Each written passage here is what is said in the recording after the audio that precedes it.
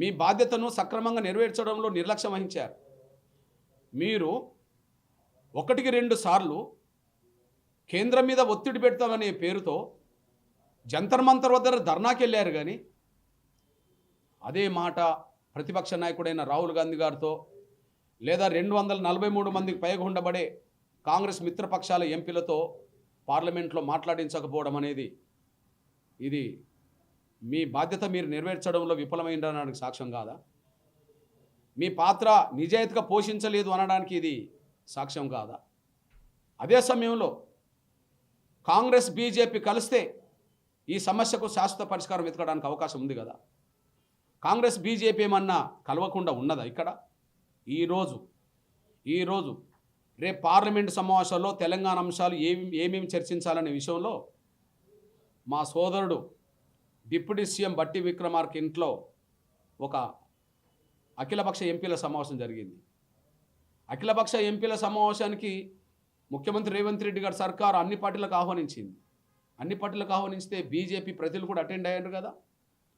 ఇక్కడ అఖిలపక్ష సమావేశం తెలంగాణ అభివృద్ధి కోసం పార్లమెంట్లో ఏ అంశాలు మాట్లాడాలో దాని మీద అఖిలపక్షం సమావేశం జరిపిన మీరిచ్చిన హామీ మేరకు, మీ వాగ్దానం మేరకు, మీ మేనిఫెస్టో మేరకు, మీ డిక్లరేషన్ మేరకు అదే అఖిలపక్షాన్ని ప్రధానమంత్రి దగ్గరికి ఎందుకు తీసుకెళ్ళట్లేదు? ఎవరు అడ్డం పడుతున్నారు?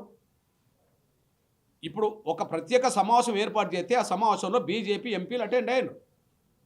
మీరు అఖిలపక్షం ఇక్కడ ఏర్పాటు చేసి ప్రధానమంత్రి వద్దకు, కేంద్రం వద్దకు అఖిలపక్షం పోదామని చెప్పి పార్టీలకు లేఖ రాస్తే వచ్చేటోళ్ళు ఎవరో రానివాళ్ళు తేలుతుంది కదా. వచ్చేటోళ్ళు ఎవరో రానివాళ్ళు తేలుతారు కదా. వచ్చేటోళ్ళు సమస్య పరిష్కారానికి చొరవ తీసుకున్నట్టు అవుతుంది, రానోళ్ళు సమస్య పరిష్కారాన్ని నిర్లక్ష్యం చేసినట్టు అవుతుంది. అది తెలంగాణలో నా బీసీ సమాజం, ఇతర సమాజం కూడా తెలుసుకోవడానికి అవకాశం ఉంటుంది. మీ బాధ్యత నెరవేర్చట్లేదు. ఒకటి, రేవంత్ రెడ్డి గారి సర్కారు జంతర్ మంతర్ ధర్నాలు చేయడానికి వెళ్ళింది. కానీ రేవంత్ రెడ్డి గారి సర్కారు అఖిలపక్షాన్ని తీసుకెళ్ళి ప్రధానమంత్రి కలవడానికి సిద్ధంగా లేకుండా మౌనం వహిస్తున్నది. రేవంత్ రెడ్డి గారి సర్కారు ఇక్కడ మేము దాన్ని కట్టుబడినని మాట్లాడుతున్నారు.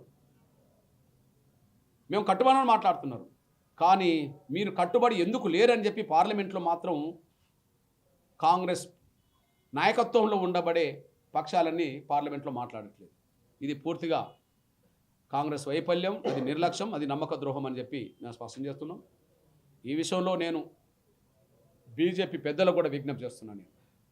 ఈ రాజకీయ ఆటలో ఒకరి మీద ఒకరు దుమ్మెత్తి పోసుకోవడం కాకుండా ఒకరి మీద ఒకరు విమర్శించుకోవడానికి ఈ అంశాన్ని తీసుకోకుండా నా బలహీన వర్గాల ఆకాంక్షల్ని బలిపెట్టే విధంగా రాజకీయ క్రీడ చేయకుండా దయచేసి ఇక్కడుండబడే తెలంగాణ బీజేపీ పెద్దలు ఈ సమస్య పరిష్కరించడానికి 2 మార్గాలు. బీజేపీ పెద్దలకు నేను విజ్ఞప్తి చేస్తున్నాను. ఈ విషయంలో గౌరవ కేంద్ర మంత్రి వర్యులు కిషన్ రెడ్డి గారికి విజ్ఞప్తి చేస్తున్నాను. ఇక్కడ బీజేపీ రాష్ట్ర అధ్యక్షులు సోదరులు రామచంద్రరావుకి విజ్ఞప్తి చేస్తున్నాను. లేదా కేంద్ర మంత్రులుగా ఉండబడే బండి సంజయ్ గారు నా బీసీ సోదరులకు విజ్ఞప్తి చేస్తున్నాను. అట్లనే ఇక్కడ ఉండబడే బీజేపీ ఎంపీలందరికీ విజ్ఞప్తి చేస్తున్నాను.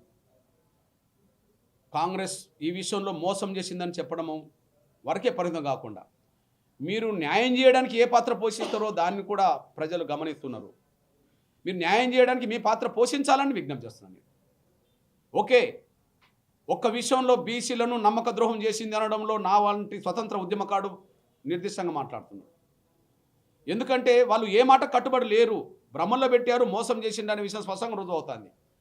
కానీ కాంగ్రెస్ వాగ్దానం చేసింది మోసం చేసిందని కేవలం మీరు కాంగ్రెస్ను విమర్శించడం వరకే పరిమితం కాకుండా మీ బాధ్యత ఏందో మీరు నెరవేర్చే విధంగా ముందుకు రావాలని. అక్కడ 2 పరిష్కార మార్గాలు కేంద్రం వద్ద ఉన్నాయి. ఒకటి, నేరుగా పార్లమెంట్లో బిల్లు పెట్టడం, లేదా సుప్రీంకోర్టులో 11 మంది జడ్జీలతో కూడిన రాజ్యాంగ ధర్మాసనం విస్తృతంగా ఏర్పాటు చేయడం. ఒక ధర్మాసనం ఇచ్చిన తీర్పును అది రివ్యూ చేయాలంటే అంతకంటే పై ధర్మాసనమే చేయాల్సిన పని.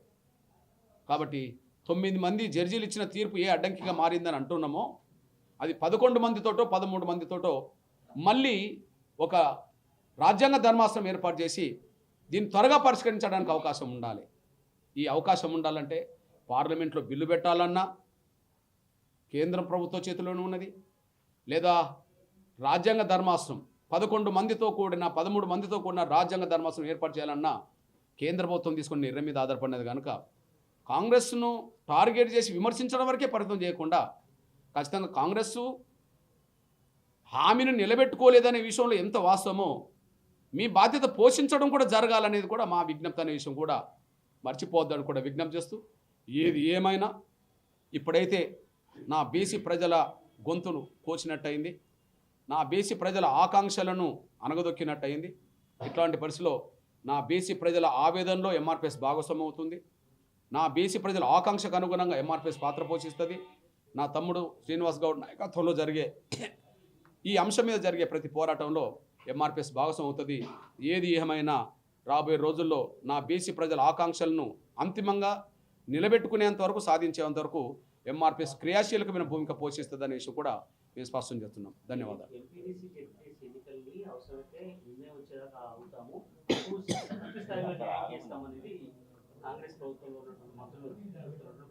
ఒక్క నిమిషం.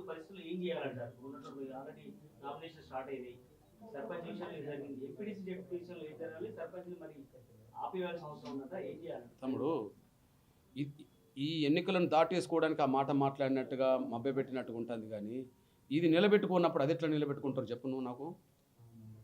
ఇది నిలబెట్టుకున్నప్పుడు అది ఎట్లా నిలబెట్టుకుంటావు? అవకాశం లేదు కదా. కాబట్టి ఇక్కడ మళ్ళా ఓహో ఇక్కడ మాత్రం 17 ఇచ్చినా మళ్ళా వచ్చే జనవరిలోనో ఫిబ్రవరిలోనో మళ్ళీ జరిగే ఎంపీటీసీ జెడ్పీటీసీ ఎన్నికల్లో రేవంత్ రెడ్డి గారు సర్కార్ దీన్ని సరిచేసి మేలు చేస్తాడనే పద్ధతిలో మళ్ళీ భ్రమలు పెట్టడానికి ఉపయోగపడుతుందేమో. కానీ భ్రమల్లో కూడా లేరు కదా. ఎందుకంటే పోయిన ఎన్నికల్లో 23 అది లేదు, 50% వరకు వచ్చినా కూడా 25 రావాలి అది లేదు, 49% ఇవ్వదలుచుకున్నా కూడా 24 రావాలి అది లేదు. నువ్వు మోసం చేసినట్టు కనిపిస్తున్నది. మళ్ళీ ఇంకా భ్రమలు పెడితే భ్రమల్లో ఉండే పరిస్థితి నా బీసీ సమాజం అనుకున్నదంటే అదేం లేదు. అది కేవలం మళ్ళా ఈ ఎన్నికలను దాటేసుకోవడానికి చెప్పే మాటే తప్ప అది చిత్తశుద్ధితో మాట కాదు. అమలు చేయడానికి అవకాశం కూడా లేదు. ఎట్లా చేస్తాడో చెప్పమానండి. అమలు చేయడానికి ఎట్లా మార్గం ఏంటో చెప్పమానండి. లేదు కదా. మీరేమో బీజేపీ ఇన్వాల్వ్ అవ్వాలంటున్నారు. బీజేపీ అసలు 10 రోజుల నుంచి ఇష్యూలు అసలు ఎక్కడ మాట్లాడలేదు. మరోవర్ ఇంకోటి ఏంటంటే మమ్మల్ని అడిగి కామారెడ్డి బీసీ డిక్లరేషన్ పెట్టారా, ఎవరిని అడిగి పెట్టారు, బీజేపీ ఏం చేయాలని? అట్లా కాదు నాన్న. ఇప్పుడు ప్లీజ్ నాన్న, బీజేపీ వాళ్ళు అంటున్నారు అంటే ఒక పార్టీ మేనిఫెస్టో ఇంకొక పార్టీని అడిగి పెడతారా? అది న్యాయం కాదు కదా మాట. ఒక పార్టీ మేనిఫెస్టో ఆ పార్టీలో ఉండబడే మేధావులు లేకపోతే పార్టీ నాయకులు లేదా కింద ఏ అంశాలు పెట్టాలనే విషయంలో పార్టీ డిసైడ్ చేసుకుంటుంది. ఇప్పుడు బీజేపీ మేనిఫెస్టోలో మీరు పెట్టిండ్రు మాకు సంబంధం లేదని చెప్పి కాంగ్రెస్ అంటే మమ్మల్ని అడిగి పెట్టిండని కాంగ్రెస్ అన్నది కదా. అనడానికి అవకాశం లేదు కదా. కాంగ్రెస్ పార్టీ పెట్టి కాంగ్రెస్దే, బీఆర్ఎస్దే, బీజేపీ ఏ పార్టీ మేనిఫెస్టో ఆ పార్టీదే. కానీ ఏ పార్టీ అయినా తమ మేనిఫెస్టో కట్టుబడి ఉండాలి. నంబర్ 1. కట్టుబడి లేదని మీరు విమర్శించడానికి మీకు అవకాశం లేదు. కానీ మీ బాధ్యత కూడా నెరవేర్చడానికి మీకున్న అవకాశం మీకుంది కదా. అది అధికారంలో మీరున్నారు కాబట్టి మీ పాత్ర పోషించండి అంటున్నాను నేను. ఒకటి బిల్లు పెట్టడం లేదా రాజ్యాంగ ధర్మాసనం విస్తృత ధర్మాన్ని ఏర్పాటు చేయడం. ఇది డైరెక్ట్ వాళ్ళ చేతులు ఉన్నదే కదా.